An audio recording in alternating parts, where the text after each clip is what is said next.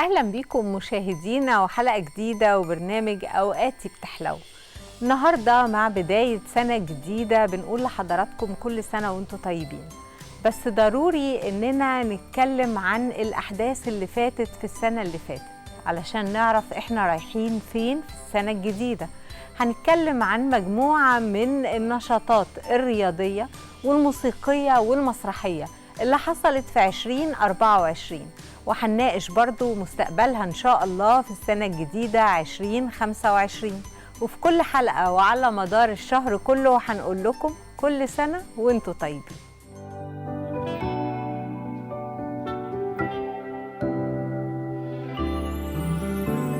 الليلي في شي غريب عم حسه والليلي لكل الناس حوالي في حب الجو وقلوب وضو جاي من نجمي معلي.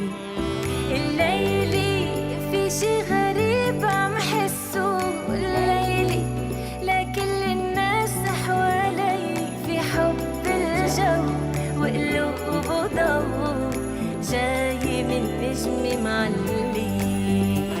يا عيد ما مثله عيد، يا فرحة وميلاد جديد، يا ضحكة الولاد يا ريت بتنعاد كل دقيقة. يا عيد يا عيد ما مثله عيد، يا فرحة وميلاد جديد، يا ضحكة الولاد يا ريت بتنعاد كل دقيقة. يا عيد.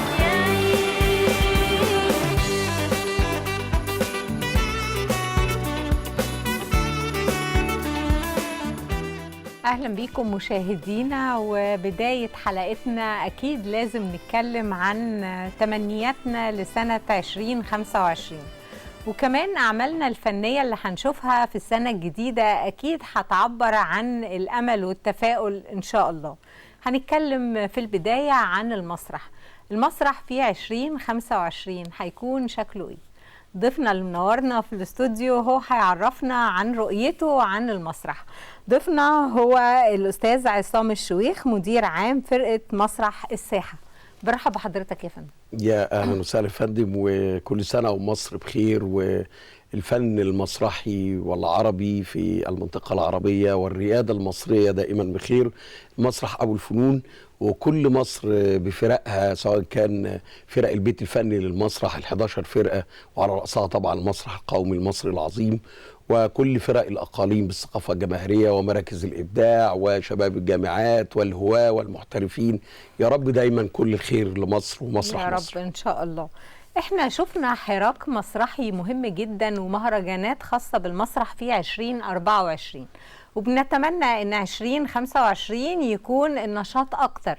فخلينا نشوف كده رؤية حضرتك للمسرح في 2025، مؤشرات بتقول ايه؟ والله هو أهم حاجة في تاريخ المسرح المصري هو تسليم هذه الرسالة من جيل إلى آخر. أيوة. يعني من مسرح الستينات اللي احنا ما زلنا نفتخر به وبرواده الكبار والعظام، سواء كان على مستوى التأليف أو الإخراج، يعني توفيق الحكيم وألفريد فرج ويوسف السباعي ويوسف إدريس وكتابنا الكبار العظام اللي عملوا لنا مسرح مصري يكاد يكون صاحب الريادة الأولى في المنطقة العربية، لأن يكاد يكون المسرح المصري بمستواه أو دخول المسرح إلى مصر من عام 1882 على إيد أبو خليل الأباني ومهرون النقاش والفرق المسرحية المستقلة التي يعني جابت وطافت جميع محافظات مصر. حتى الأشكال الفن المصري لبدايات المسرح زي الأراجوز والمحبظاتية وخيال الظل، كل الأشكال دي هي اللي عملت دعامة كبيرة جدا وأرضية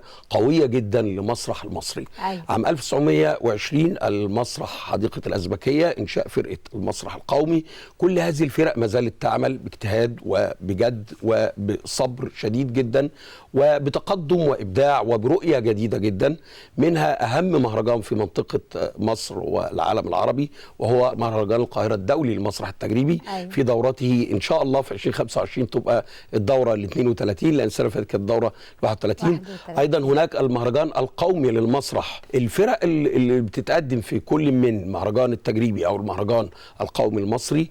يعني الدولي طبعا التجريبي بيستضيف معظم العروض الخاصه بالفرق الاوروبيه، زي مثلا فرنسا وانجلترا وايضا المانيا، وعروض قويه جدا. بنعيش تجارب فنيه مختلفه بثقافات مختلفه بالزبط. اكيد بنأثر فيها وبتأثر فيها بالظبط يا فندم. الثقافات وتناولها في خلال كل مفردات المسرح، سواء كان في الزي المسرحي، في الاضاءه، في الموسيقى، في التشكيل، في الفراغ، في عنصر مهم جدا دلوقتي التكنولوجيا شكلت فيه بشكل كبير، وهو السونوغرافيا. سونوغرافيا المسرح دلوقتي اصبح فيها اليات ومعدات هامه جدا، زي الليزر واجهزه السحاب واجهزه الخيال واجهزه الدخان، وايضا الموفينج هيد والليد. كل دي اجهزه بتعمل نوع من الحراك البصري رهيب جدا.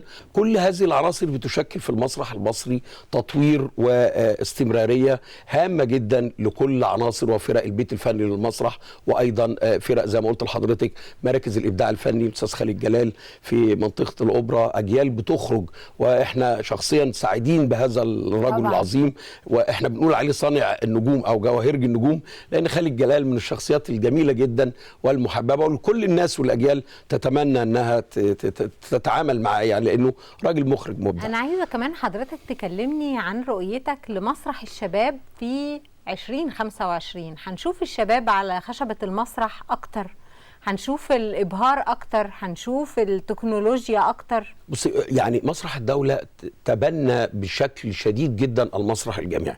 يعني المهرجان القومي للمسرح المصري، انا عايز اقول لحضرتك ما حصد الجوائز الكثير في هذا المهرجان هم فرق الشباب للجامعات. أيوة. جامعة عين شمس وجامعة القاهرة، وايضا الجامعات الاقاليم ايضا، يعني جامعة اسيوط وجامعة سوهاج واسكندرية وجامعة بورسعيد.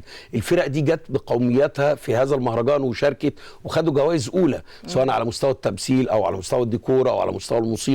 فالشباب متواجد وبقوه في المسرح المصري، ونحن سعداء بده. ايضا هناك مسابقه الصوت الذهبي اللي بتتعمل في مركز الابداع، لان الشباب كمان على مستوى الغناء المصري مش عايزين نسيب الساحه دي، لان احنا مصر ولاده زي ما بيقولوا. فهتلاقي شباب كتيره جدا من الشباب اللي طلعت في هذه مسابقه الصوت الذهبي خدت جوائز برضو في مراكز الابداع، وخدت جوائز في مهرجان القومي للمسرح. كمان ورش الفنية، ورش العمل الفنية الخاصة بالمسرح بنكتشف منها مواهب وجميع الأعمار، يعني بنشوف الصغير والكبير وذوي الهمم كمان بقوا ليهم نشاط على خشبة المسرح. ده فعلا فرقة الشمس المسرحية بقيادة الزميل الفنان القدير محمد متولي، هي أصلا هذه الفرقة بتساعد ذوي الهمم وبتساعد هذه البراءة الجميلة اللي احنا دايما بنشوفهم حوالين فخامة السيد الرئيس، واهتمامه الشديد جدا بهؤلاء الشباب والأطفال من ذوي الهمم. الفرقة الشمس عملت مسرحية مغامرات جيمو. يكاد يكون هؤلاء الشباب ذوي الهمم دول اندمجوا مع الموسيقى ومع التدريبات ومع حتى الأسر بتاعتهم، أشادوا جدا بهذه الفرقة، وفيها دعم كبير جدا من الدولة، لأن هم من خلال الموسيقى ومن خلال الشعر ومن خلال الأداء المسرحي هؤلاء الشباب خدوا زاوية 180 درجة في حياتهم، فابتدوا يسعدوا بهذا الجو، ابتدوا يشوفوا الأنا بتاعتهم موجودة وبتبدع وبتضحك ومن قلبها وبتتفاعل وبتاخد رد الفعل وبتدي فعل. فأنا بحيي الزميل محمد متولي على مجهوده في فرقة مسرح الشمس.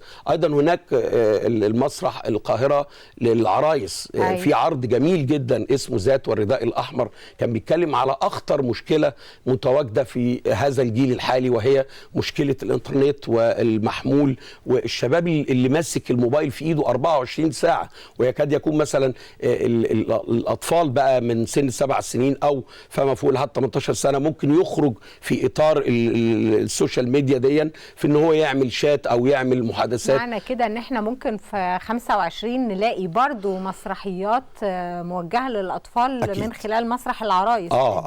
يعني ذات والرداء الأحمر أنا بحيي النجمة إسعاد يونس لأنها عملت دور الجدة، وأيضا هالة فاخر. يعني الأصوات في مسرح القاهرة العرايس، لأن طبعا هم ما بيمثلوش مش بشكلهم الجسدي، دي تبقى عرايس جميله جدا. بس الاصوات دي مديه قيمه قوي للشخصيات. المسرحيه دي تاليف الاستاذ محمد كمال، كانت اخراج الزميله المخرجه ناديه الشويخ، وكنت سعيد جدا لانها عملت طفره كبيره واشتركت في مهرجان نابوليس الدولي لمسرح الطفل بمدينه نابل في تونس في الفتره من 22 الى 29 ديسمبر الماضي. ويعني بتمنى لهم كل الخير، لان هم يعني طلبوها بالاسم على المستوى العام ذات والرداء الاحمر، والحمد لله المسرحيه عملت هدف كبير جدا لهذا العرض. احنا بنتمنى ان في 2025 نشوف مسرحيات اكتر وتحقق اهداف بتهم الشباب وبتهم المجتمع المصري. احنا بنشكر ضيفنا اللي كان منورنا الاستاذ عصام الشويخ، مدير عام فرقه مسرح الساحه. بنشكر حضرتك يا فندم. الله يخليك. هو بس 30 ثانيه سريعه جدا. انا بشكر مبادره حياه كريمه اللي خلت فرقه مسرح الساحه تجوب قرى ونجوع مصر بالمسرح المصري. عملنا عرض صحينا سينا عن شهداء الجيش والشرطه. كلمتي الاخيره لشبابنا في كل مكان، الفن والثقافه المصريه، يعني اجعلوا عظمة مصر قبلة لأفكاركم، اجعلوها أعمدة في قلوبكم، اجعلوها قرة أعينكم. وإذا وصلنا إلى هذا الغرض المنشود فنحن أبطالا شجعان. وتحيا مصر تحيا مصر تحيا مصر. مفيش كلام يتقال بعد تحيا مصر. خلينا نخرج لفاصل.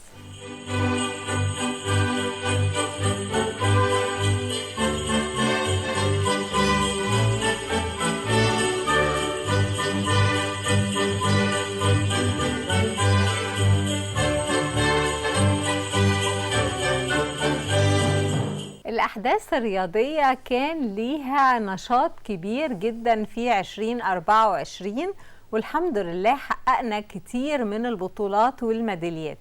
كمان 2025 بنتطلع لأن الأحداث الرياضية تكون أكتر، والإنجازات تكون أكتر، والبطولات والميداليات تكون أكتر.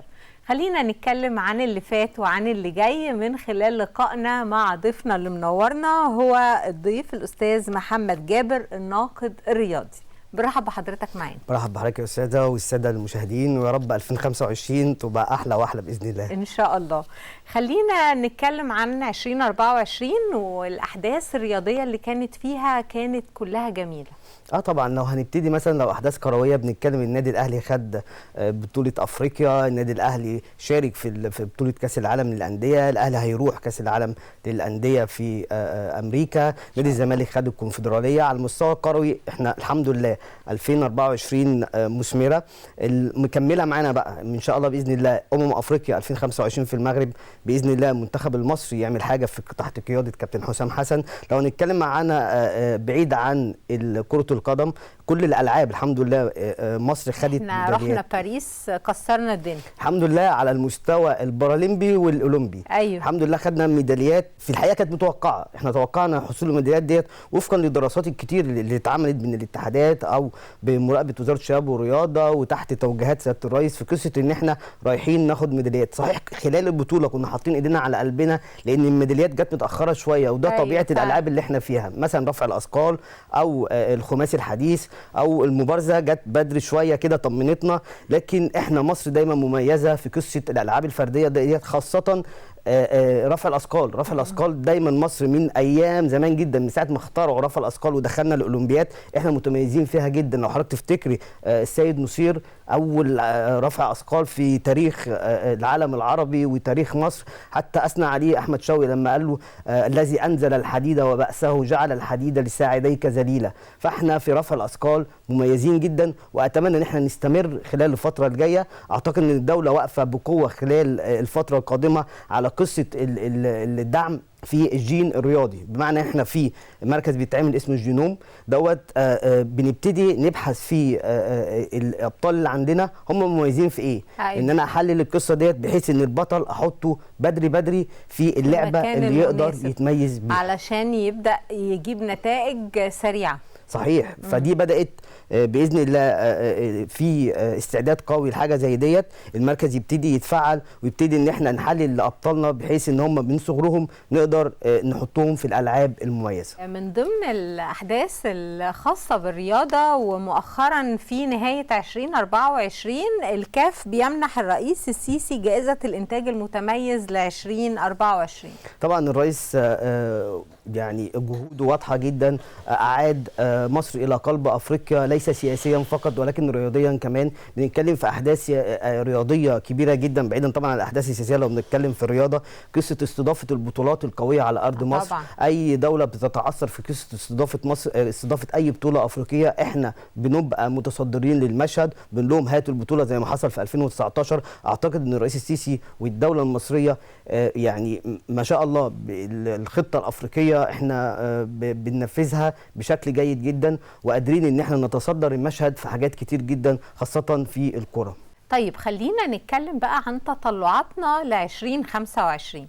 عندنا مجموعة من البطولات اللي هتقام في السنة الجديدة ولينا يد فيها وهننظم حاجات وموضوع كبير. عندنا بإذن الله أكتر من بطولة هنستضيفها على أرضنا هنا في مصر، منها البطولات على مستوى اليد او على مستوى الالعاب الاخرى اللي هي الفرديه. فبنتكلم مثلا لو هنستضيف مثلا بطوله كاس العالم للانديه اللي هي هتقام 3 مواسم على ارض مصر في العاصمه الاداريه ديت، احنا يعني غير ان انت عندك بنيه تحتيه وغير انت الملاعب مستعده لاستضافه بطولات قويه زي ديت، انت عندك حسن مصطفى رئيس الاتحاد الدولي ده مدى الحياه بيدعمنا في حاجه زي ديت، واتمنى ربنا يديله الصحه وطولة العمر ان هو موجود في المركز بتاعه لحد خلاص الى مدى الحياه، لان هو خدها بالتزكيه طول العمر. فالعاصمه الاداريه في مدينه رياضيه على اعلى مستوى موجوده في افريقيا والشرق الاوسط. اتمنى ان خلال الفتره الجايه 25 نستمر في استضافه الاحداث الكرويه والرياضيه، لان احنا مستمرين في القصه ديت. لو هنتكلم على مستوى البارالمبي، احنا استضفنا السنه اللي فاتت 2024 بما ان خلاص دخلنا على 2025 بطوله كاس العالم للبارالمبي لرفع الاثقال، ان احنا متميزين فيها جدا وتميزنا فيها في باريس وبنتميز فيها هنا اهوت.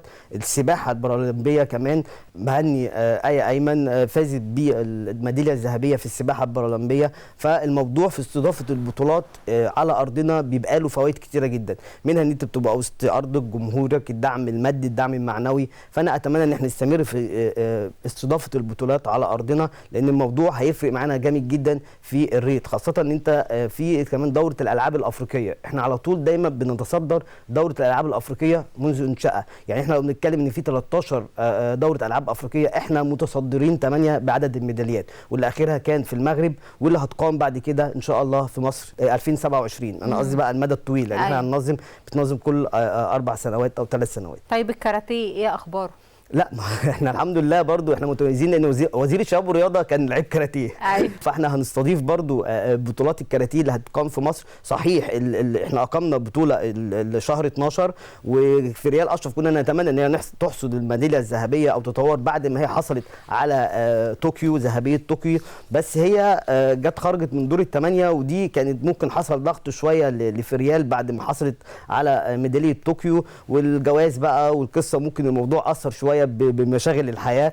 فانا استضافه برضو بطوله على ارضنا بتطلع مواهب جديده، لان في مواهب جديده طالعه برضو غير في ريال اشرف. فاستضافه برضو بطوله زي الكاراتيه العالميه على ارض مصر، اعتقد ان هي برضو حدث قوي هيضيف كتير جدا لاستضافه ورياده مصر في استضافه الالعاب الرياضيه. بقيه الالعاب بقى بشكل عام، يعني احنا طبعا ركزنا على البارالمبيات وعلى مشاركتنا في باريس وعلى الكوره اللي واخده جزء كبير من اهتمام المصريين، لكن بقيه الالعاب الرياضيه فين في 2025؟ احنا بنتكلم على السكواش برضو، هنستضيف دايما بنستضيف السكواش، لان مصر دايما متميزه في قصه السكواش، ودايما بيطلع عندنا ابطال اقوياء في القصه ديت. لو هنتكلم بقى زي ما احنا بنسترس على الكوره 2025 بقى الكوره يعني حدث ولا حرج، احنا رايحين كاس الامم الافريقيه 2025. اتمنى حسام حسن ان هو يقدر يثبت اقدامه في بطوله، اول بطوله مجمعه طويله داخل فيها حسام حسن. صحيح المغرب دوله قويه وهي المستضيفه،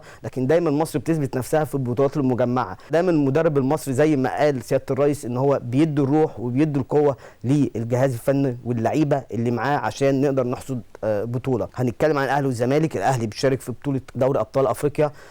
طبعا دايما الاهلي لما بيخش في بطوله هو المرشح الاول، يعني دايما بيسعد الجماهير. بعد كده النادي الزمالك في بطوله الكونفدراليه. فاتمنى ان الرياده تستمر دايما. سيطره شمال افريقيا على البطولات الافريقيه مستمره، واتمنى ان هي تفضل مستمره بسيطره الاهلي على بطوله افريقيا اللي هي دوري ابطال افريقيا، وسيطره الزمالك على الكونفدراليه. ان شاء الله الاحداث الرياضيه في تقدم وانجازات وبطولات وكؤوس وميداليات بإذن وكل الله. حاجه جميله. بإذن احنا الله. بنشكر حضرتك شكراً جدا على حضرتك. وجودك شكراً، معانا. انا سعيد. ضيفنا اللي كان منورنا هو الناقد الرياضي الأستاذ محمد جابر.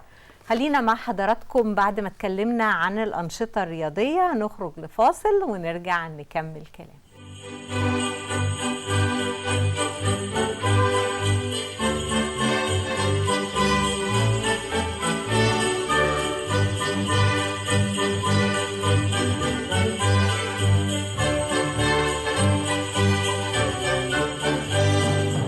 ما ينفعش نخلص حلقتنا من غير ما نتكلم عن الموسيقى. نتكلم عن الموسيقى ونشوف قدمنا ايه في 2024 من خلال الموسيقى، وهنقدم ايه ان شاء الله في 2025. معانا ضيفتنا اللي منورانا اللي هتكلمنا اكتر عن موضوع فقرتنا هي الأستاذة نور الريس، ناقدة فنية. برحب بيكي معانا. برحب بيكي يا حبيبتي، اهلا كل بيكي. سنة وانتي طيبة. وانت طيبه وايامك كلها حلوه. ربنا يخليكي، ميرسي. خلينا نبدأ كلام عن الموسيقى اللي اتقدمت في 2024 زي مهرجان الموسيقى العربية اللي بيتم تقديمه على مدار سنوات الحقيقة، وكتير من الجمهور بيبقى حريص على انه يحضر الحفلات، وخاصة انها بتكون فيها نجوم كبار. يعني السنة اللي فاتت كان في حفلات هاني شاكر ومدحت عاشور صالح وتامر عاشور ومجموعة من النجوم، علي الحجار طبعا، مجموعة من النجوم اللي احنا بنحبهم، مي فاروق. يعني الحقيقة نجوم كتير جدا كانوا بيقدموا مجموعة من الحفلات في مهرجان الموسيقى العربية، والناس بتبقى حريصة انها تحضر، ولما بتروحي الحفلة بتلاقي المسرح اقبال كبير جدا وجمهور كبير جدا. انا بعتبر كمان الموسيقى العربيه دي بتكون فرصه ان احنا فعلا نسمع فيها طرب بجد. يعني اي حفله تاني مثلا لما بروح احضرها بتكون ما بين ان انا ممكن اسمع اغاني ممكن تضايقني ما تعجبنيش ما بتملانيش بالطرب. أيوه. لكن فعلا المهرجانات لو حضرت كذا مهرجان قبل كده لا بتملاني اغاني بجد، بتعملك طرب، بتعملك مزاج حلو. كمان انت لما بتروحي الحفلات دي بتسمعي الاغاني مش كتير منها بيكون اغاني جديده، بالعكس احنا بنسمع تترات المسلسلات وبنسمع الاغاني اللي اتقدمت في الافلام، كلها حاجات فات عليها سنين لكن بنلاقي نفسنا لسه موجوده وبنلاقي حافظينها ومندمجين معاها وبنغنيها. ما بقتش موجوده دلوقتي على الساحه، بس فعلا لما بنروح بننبسط بيها ولقينا نفسنا حافظينها. ايوه بشكل طبعا كويس جدا. اكيد. طب شايفه الموسيقى رايحه فين في 2025؟ بصي خلينا نتكلم عن الموسيقى بشكل عام، بما اني اصلا انا مش بعتبرها مجال شغل، انا بحبها بشكل شخصي. الموسيقى بعتبرها من القوة الناعمة اللي ليها تأثير كبير جدا على اي حد وعلى العالم كله. بعتبرها من اللغة الموحدة، يعني بصي كل لغات العالم يعني الموسيقى بحس انها هي لغة بيتوحد عليها كل العالم. فرغم ان بسمع كلام كتير على ان الموسيقى اللي مش كويسه هي اللي بتنتشر، بس انا بصراحه بشوف لا، الناس بتعرف تنتقي جدا. اللي بيطمني اكتر بحس يعني عارفه من ضمن الاغاني الكويسه اللي انا بسمعها وبتطمني على ذوق الناس، الاعلانات اللي بتتقدم في رمضان للاغاني. اغاني بتحس على لمه العيله وعلى ان احنا نكون متفائلين وان احنا نمشي ورا حلمنا. فالاغاني دي بصراحه لما بشوف الناس مندمجه معاها عارفه بطمن، بحس الناس لا بتعرف تختار الكلمه الكويسه اللي تحفزها، اللي تديها امل في بكره، اللي تخلي مودها حلو وتسمعها وتنشرها. فانا شايفه بصراحه لا يعني الناس بتسمع كويس. لا في امل كويس جدا. وكمان الموسيقى بتاثر على الروح المعنويه للمستمع جدا، مش كده؟ جدا بشكل كبير.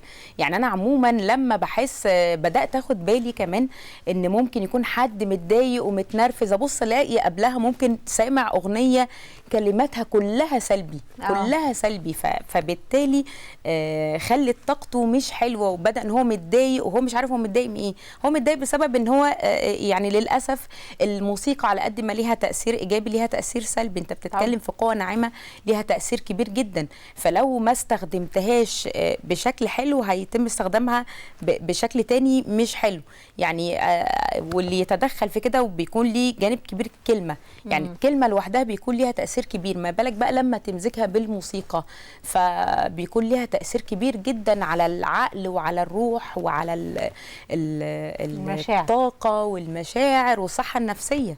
ذات كمان الموسيقى من يعني بره خالص الكلمه، الموسيقى كمان بتدخل بقت دلوقتي بتدخل في العلاج بالطاقه والعلاج انها تشتغل مع الدكاتره النفسيين، بتحسن المود او بتخلي اي حد يعني مشاعره حاضره.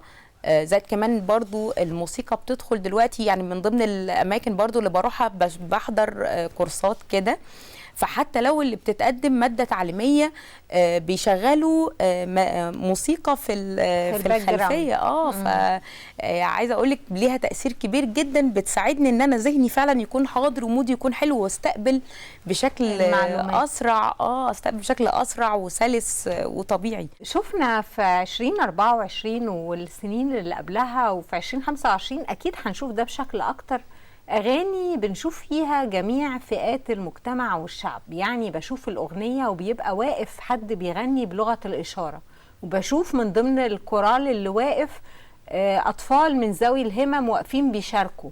ايه رأيك في النوع ده من الموسيقى والغناء؟ انا مبسوطة جدا لما بشوف حاجة زي كده، بنبسط جدا، لان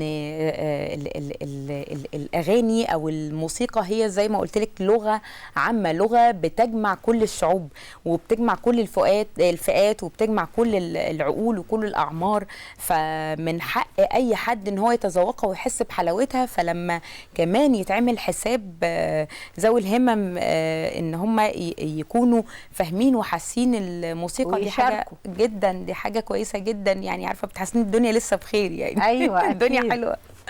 طريقه تصوير الاغاني في 2024 شايفاها هتختلف في السنه الجايه؟ يعني احنا في السنه الجديده 2025 كنا بنشوف الاغاني زمان بتتقدم في الاستوديوهات المغلقه، دلوقتي بنشوف الفنانين في الميادين، بنشوف الكورال في الجامعات عند الهرم في الاماكن المفتوحه. انا بشوف ان ده افضل واحسن، ان انت تنزلي لارض الواقع وتنزلي في وسط الناس وتصوري اماكن حيه، في اماكن حيه واماكن طبيعيه واماكن كل الناس بتعيش فيها واماكن كل الناس بتتحرك فيها وسط مجتمع مفتوح. انا بشوف ان ده افضل واحسن من الاستوديو المقفول. اكيد، والدليل على كده مهرجان القلعة ومهرجان الطبول، وشفنا الكلام ده في الشوارع وفي القلعة في المسرح المفتوح، فيعني حاجة تدي جو مختلف جدا جدا. يعني انا بميل للحاجات دي، وبميل يعني انا اكتر برضو كمتفرجه او كمستمعه، لا انا بنجذب يعني لو لقيتي مثلا بتقلبي وشفتي اغنيه شغاله وجايبه الشارع وجايبه اماكن مفتوحه، لا انت نفسك يعني توقفيها وتشوفيها، تحبي تشوفيها. والله احنا حبينا جدا لقاء حضرتك، انا اللي حبيت على جدا القعده معاكي. ضيفتنا اللي كانت منورانا هي الأستاذة نور الريس، الناقدة الفنية. بكده خلصت مع حضراتكم حلقتنا النهاردة من أوقاتي بتحلو. يا رب تكونوا استمتعتوا معانا، وإلى اللقاء في حلقات قادمة إن شاء الله. ليلة عيد ليلة عيد الليلة ليلة عيد، زينة وناس صوت جراس عم بترن بعيد. ليلة عيد ليلة عيد الليلة ليلة عيد، صوت ولادة ثياب جداد وبكرة الحب جديد. ليلة عيد ليلة عيد الليلة ليلة عيد، زينة وناس صوت جراس عم بترن بعيد. ليلة عيد ليلة عيد الليلة ليلة عيد، صوت ولاد ثياب جداد وبكرة الحب جديد. عم يتلاقوا الأصحاب لهدية